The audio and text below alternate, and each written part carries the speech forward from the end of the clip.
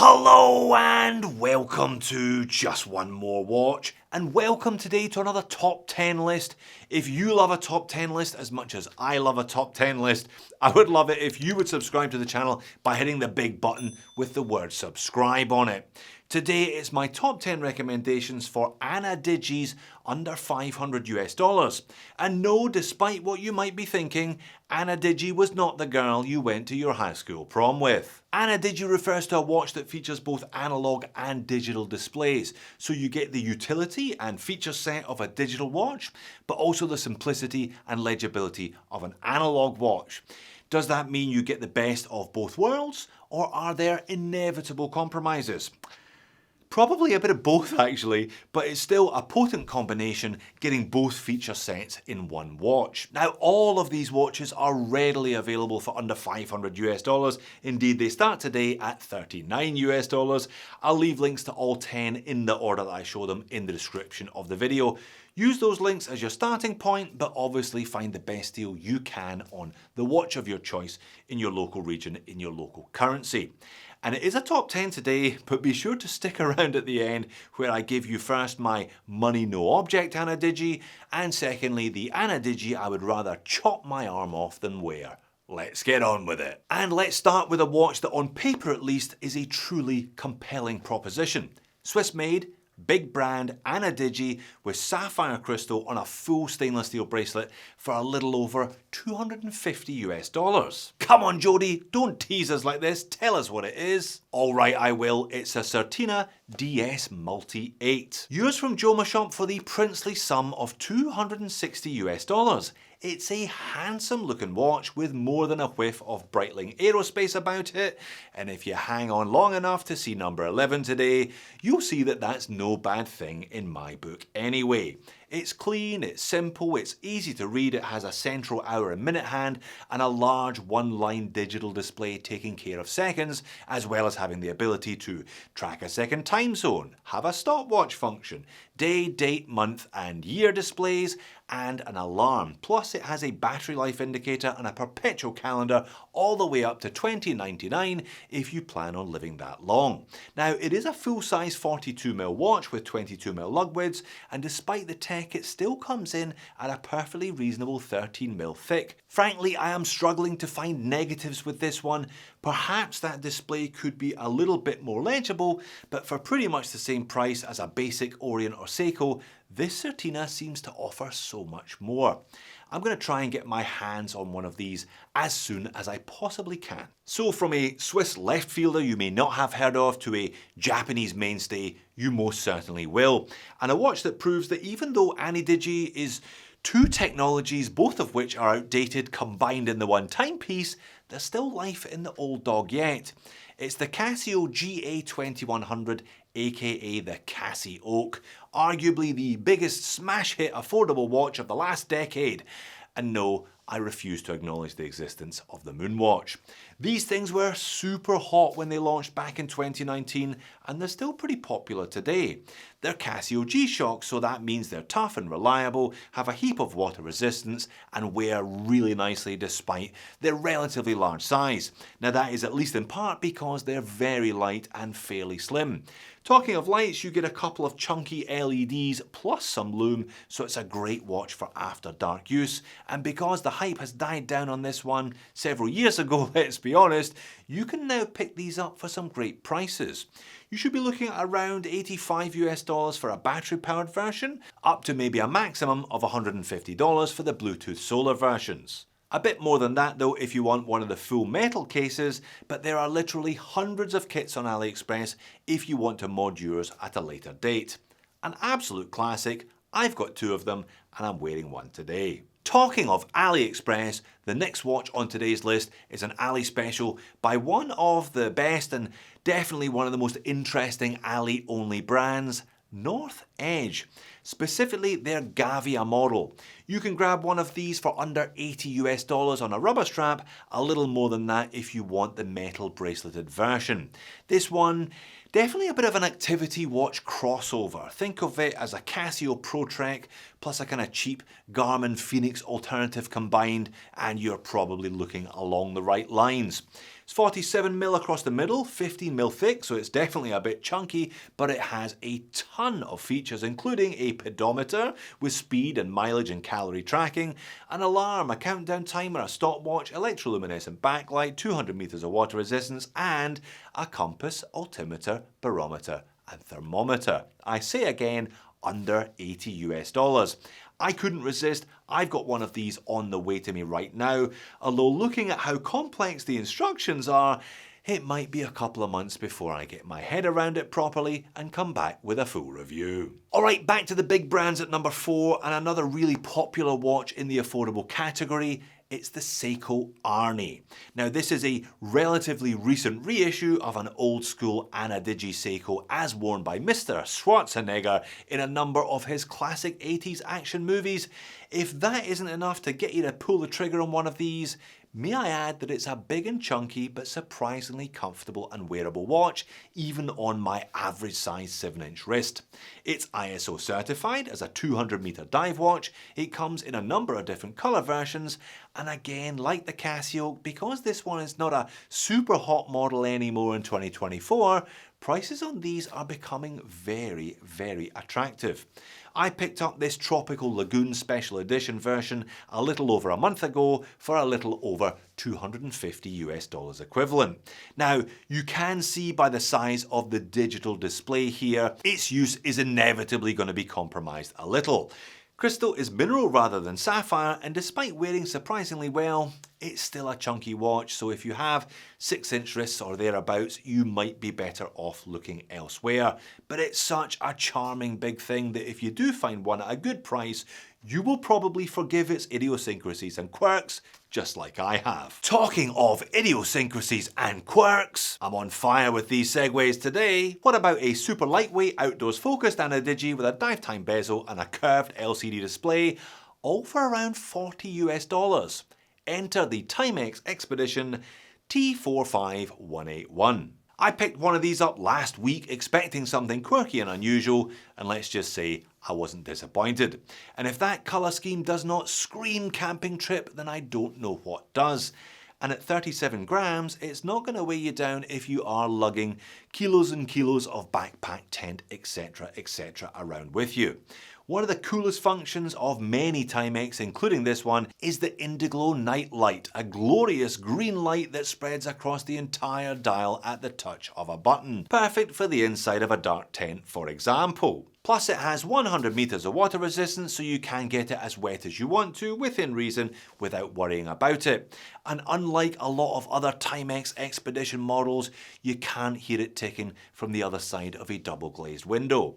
Complaints about this one though include an unforgiving strap, dubious quality control and alignment, and cheap mineral crystal. But if I can forgive that on a Seiko costing $250, I can certainly forgive it on a Timex costing less than $40. Alright, on to the second half of the list today, and on to a brand that I think is making its channel debut. That brand is Nixon, and the watch is the Ripley. Nixon are a Californian brand that started in the late 1990s. They don't get a lot of love on YouTube because they definitely have one foot firmly in the fashion watch camp. But that doesn't mean to say they don't make some really interesting timepieces, including this Ripley.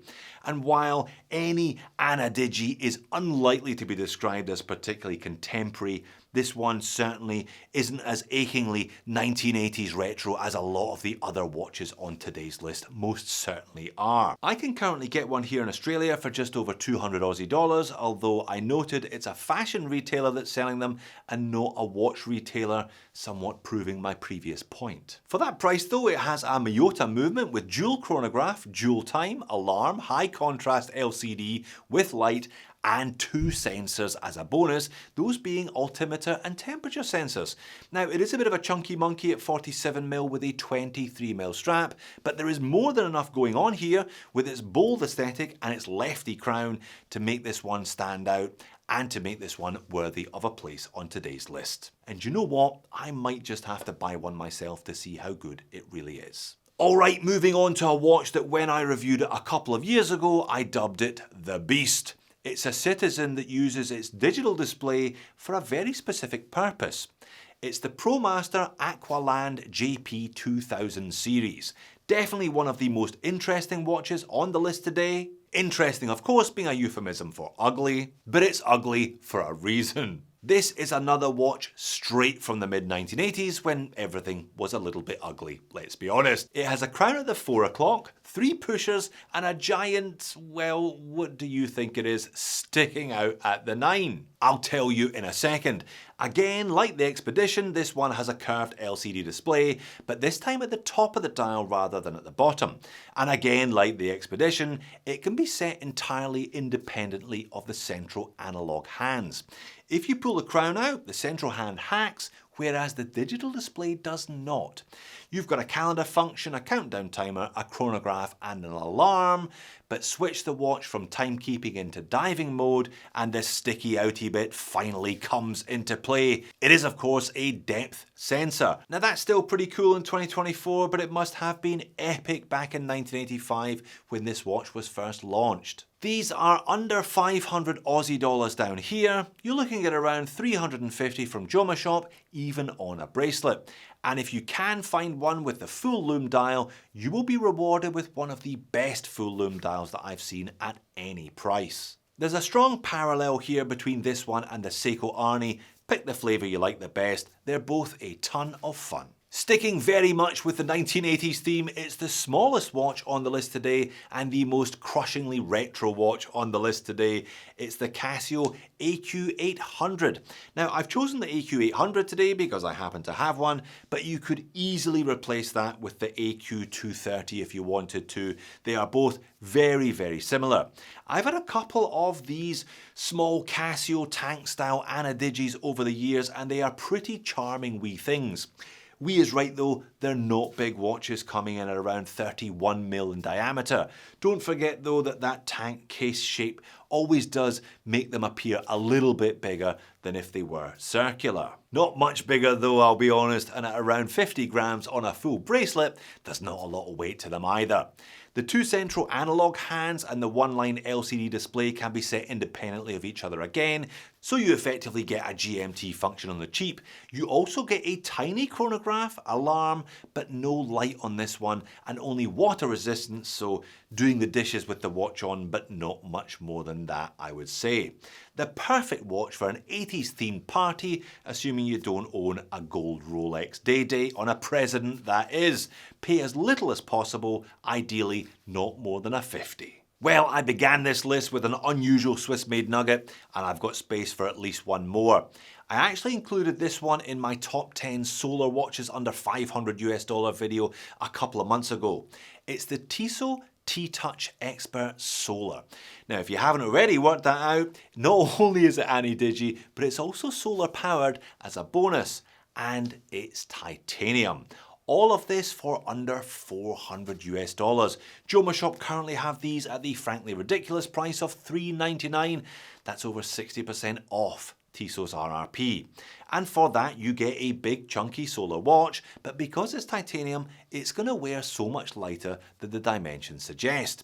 You also get an ETA E84.301 quartz caliber with traditional analog central hour minute hand, but also a bunch of extra utility from a large 2-line LCD, including a perpetual calendar, stopwatch, world time, alarm, month, date and day indicators, and a thermometer, barometer, compass and altimeter. This is now the third watch on the list today that throws multiple sensors into that AnaDigi package because it can, and it can do all of it for less than $400. I am super keen to get my hands on one of these for a full review. Talking of multiple sensors, the last watch on today's list, officially anyway, is the third Casio on today's list and has more features than any other watch on today's list.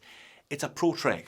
Now there are an awful lot of AnaDigi ProTreks, but I thought the one that hits the spot hardest is the quad sensor PRT-B50 and its sister watch, the PRT-B70. They are available in a bunch of different colours, some with baton, some with Arabic, some with a few more colours than they really should have on the case, but hey, they're fun outdoorsy style watches, so I'm not going to complain about a bit of colour.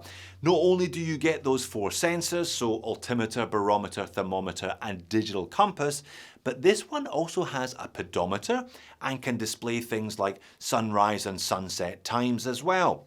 All of the models within the range have Bluetooth Connect, so not only will they always be at the right time, but you can control and set the features of the watch from an app on your phone. Plus, if you go for the fishing-focused PRT-B70, it has various features to help you catch more fish, including tide graphs and a fish finder. Show me the Rolex that can actively help you catch more fish. You can't, because it doesn't exist. And if that's not a good enough reason to buy an Ana-Digi watch, then I don't know what is. Alright then, that was the top 10. However, as threatened, this top 10 also features an 11 and a 12. At 11, it's the money no object Ana-Digi. And I actually bought one of these watches a few years ago myself, so I have very much put my money where my mouth is with this style of piece, and no mistake. It's an Ana-Digi by Brightling. Now, there are a couple I could have chosen, but the Brightling Aerospace, to my mind anyway, is still the classic. It was a long-term grail watch of mine. I just love the super 80s retro look. I love the titanium. I love the brand, but I didn't love the size, so I ended up selling it about 6 months after I bought it. It doesn't alter the fact that they are the very, very top of the Ana-Digi tree. There are chunkier versions like the Emergency, which features a built-in EPIRB, but the Aerospace is still the classic. You get the light, the alarm, the countdown timer, the second time zone, the ticking second, the day, all of that stuff that we've now seen at much, much lower price points. But you also get something really, really cool, that being the Aerospace case and bracelet. New prices on these start close to 7,000 Aussie dollars, but grey market retailers like Joma Shop and Ashford usually have them for quite a bit less than that. And finally, at number 12, it's a watch I would rather cut my arm off than wear. Maybe that's a bit of an exaggeration, but I did give this one a proper roasting when I reviewed it a couple of years ago. It's a Citizen G2103. Look, all of these watches are based on several outdated technologies in combination, but the technology used by Citizen in here is just so archaic and anachronistic that it is pretty much pointless. It is effectively unusable. I bought one of them a couple of years ago after watching the prices fall considerably from RRP. Believe me, they hadn't fallen far enough. Every single display is tiny and difficult to read, and the watch's USP, the thermometer, requires you to take the watch off and let it cool down to ambient temperature for 20 minutes before you get an accurate reading. Yeah, look, I'm into my retro watches and I'm prepared to forgive a lot in their pursuit, but I'm not prepared to forgive that. So there you have it, a 12 watch top 10, classic Jody mathematics there. What was your favourite? Leave me a comment, let me know. Or did I miss your favourite? I'm sure there probably is scope for a part 2, but I'm not sure that there are 10 watches out there better than the ones here. Prove me wrong if you can. Well done for making it all the way to the end of the video. Why not watch full reviews of a couple of my personal favourites from today's list, the Seiko Arnie and the proto-legendary CasiOak. Thanks for watching this one. I'll see you again in the next one.